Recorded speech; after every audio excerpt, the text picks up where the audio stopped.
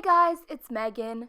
So after the holidays, my craft room was looking, a little bit rough. It's not nearly as bad as it was last year, but it could definitely use some work. I've been working in the reorganized space for about a year, and some of the systems that I set up work great, but others could use an update. The main area that I wanted to change up was this corner.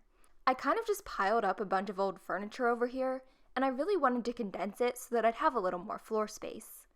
My dad's building an entertainment center in the living room, and he was getting rid of this cabinet, so I asked if I could have it to put in here. Whenever I declutter, I always like to start at the spot where I know that I have stuff to get rid of. These boxes of Squishies have been sitting here pretty much untouched since last year. I thought about doing some sort of a squishy makeover series, but then YouTube came out with their new rules because they got in trouble with the FTC, and I've also kind of just lost interest in it. I mean, I started making squishy videos in 2015 or 2016, so it's been a while. We're moving on. I just went through and picked out the ones that I wanted to keep and which ones I wanted to donate. That's something that I always like to do when I'm organizing. I like to have a box for stuff to donate and a trash bag for stuff that can be thrown out. I was saving all of these plastic containers from the Smushy Mushies, and I kind of like the squishy chain. Like, I don't think I want to get rid of it, but the containers are just taking up space and not really doing me any good, so I don't really know if this is something I could donate, but I'll at least recycle them. Of course, I couldn't get rid of all of my Squishies though, so after I emptied out the bin, I just put the ones that I wanted to keep back in there. I did the same thing with the other bin of Squishies. This one was slightly more difficult because it had stuff that I made in there, but realistically, I wasn't really doing anything with these, didn't have any plans for them, so I was eventually able to narrow it down to just one bin, and it's only about 3/4 of the way full. I went through the rest of the bins on the shelf the exact same way, just picking out stuff to donate, stuff to throw out, and then I started moving the furniture around. I just took everything off the shelves and moved them out of there. My main goal was to condense the space and to get rid of anything that I won't use.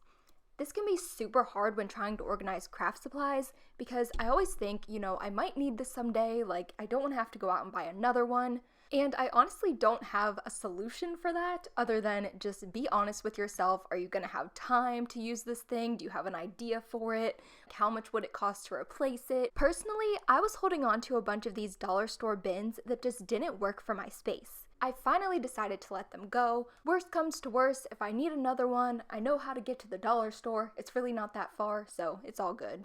Another thing that helps me when I'm organizing is to think about what storage containers I'm using.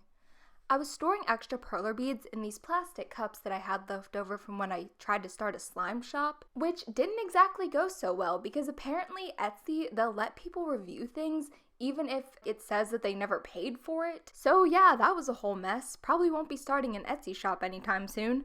But anyways, I realized that this container of the bigger beads was half empty, so I consolidated things by moving the smaller beads into plastic bags. Now, all of my extra beads and pegboards can fit into one bin. After figuring out what to do with everything on the shelves, I moved on to this tall chest of drawers. In the bottom 2 drawers, I kept backdrops.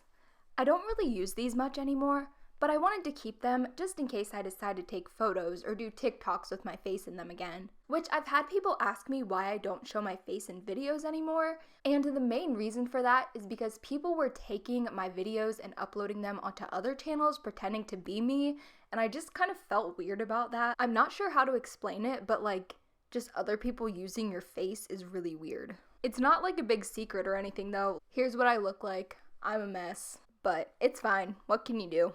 In this drawer, I kept containers. I keep a bunch of empty containers because you'll never know when you need them.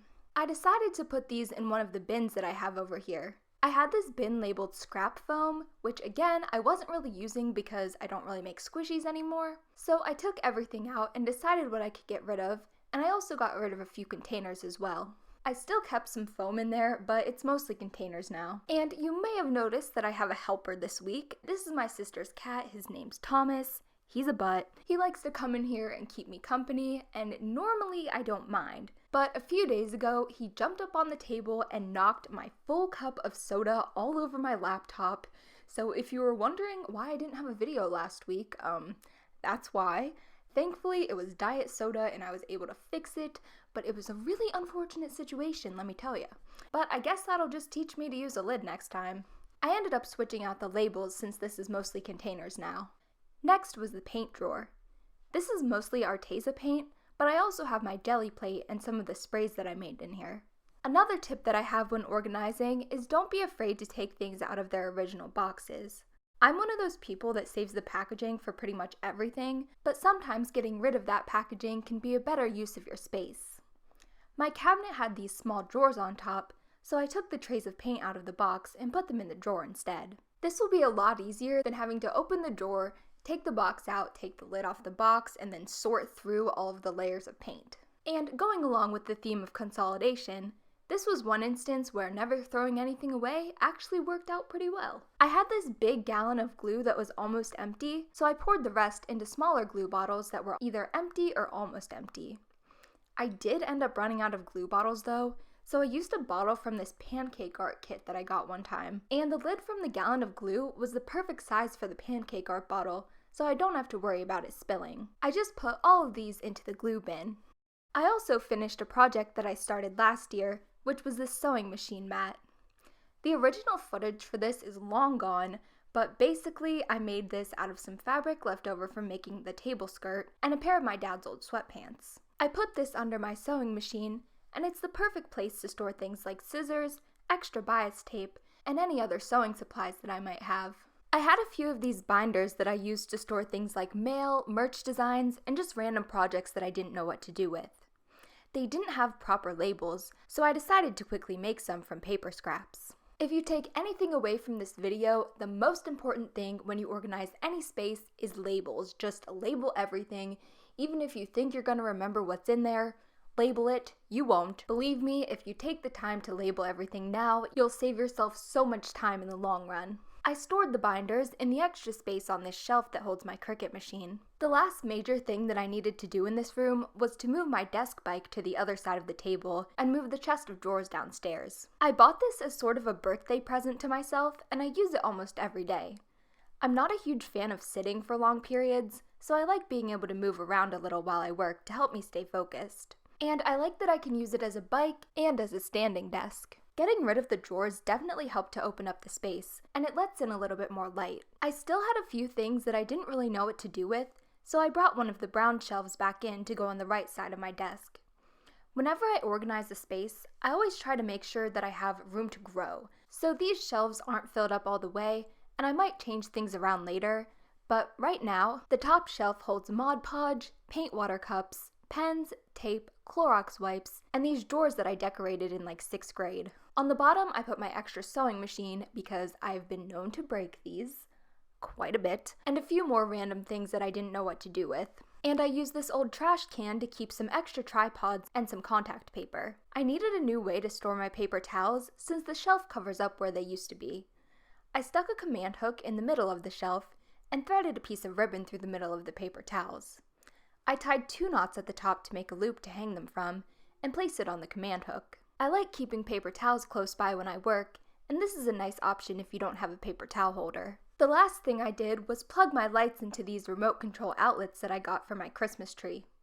Since Christmas is over, I thought this would make it easier if I want to turn the light off but still want to keep the power strip on to charge something. So that was everything I did to revamp my craft room for the new year. I know it's not the most dramatic transformation, but sometimes all you really need to do is just rearrange your furniture. There are definitely still things that I'd like to do in here. I really want to paint the walls white, or at least a lighter color, because it gets really dark in here, especially in the winter, and it would also give me better lighting when I film. But that's a project for another day. It might be nice to take down this Peanuts poster and do sort of a gallery wall here. I could hang up art that I've made for videos, or add more wall storage. It would be really nice to get a pegboard to put in here, but I'd need my dad's help for that. The biggest change was this corner. I really love how open this feels now, and that I have an extra tabletop to work at. And just in case you were curious, here's what the inside of the cabinets look like. I still have to label a few things, but being able to shut the doors makes the room look a lot less cluttered. The rest of the room stayed pretty much the same, other than the shelf next to my desk and the sewing machine mat. But overall, I'm pretty happy with what I was able to get done. So thank you guys so much for watching. I hope you enjoyed this video. If you did, make sure to give it a thumbs up and subscribe for more videos just like this one. My merch, my website, and all of my social media will be linked down below. And yeah, I love you guys so much, and I will see you guys tomorrow. Bye!